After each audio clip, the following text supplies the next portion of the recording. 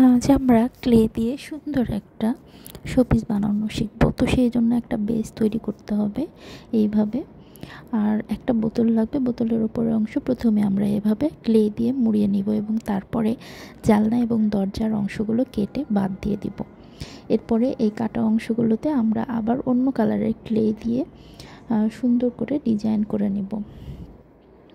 এইগুলো আপনি আপনার ইচ্ছে মতো করতে পারবেন, ইচ্ছে মতো কালার কম্বিনেশনে করতে পারবেন।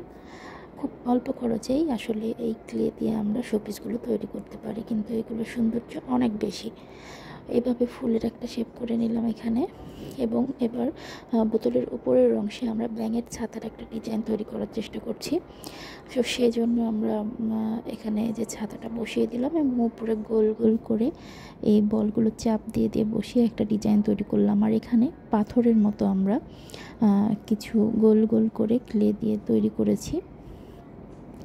আর এবার তৈরি করছি ফুল। এই ফুলগুলো গাছের সাথে সেট করে দিলাম। এইভাবে কিছু ফুল তৈরি করে আমরা এখানে বসিয়ে দিলাম। দেখুন কত ভালো লাগছে দেখতে এখনই।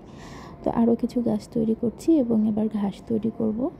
এইভাবে ঘাসগুলো বসিয়ে এই যে প্রায় শেষের পথে আমাদের কাজ। তো এটার ভিতরে আসলে লাইট সেট করা হবে, যেটা অন্ধকারের রুমকে অনেক সুন্দর একটা লুক দেয় এবং আপনি লাইট হিসাবেও এটা ইউজ করতে পারেন। তো কেমন হয়েছে আমাদের শোপিসটা অবশ্যই কমেন্ট করে জানাবেন। আসসালামু আলাইকুম।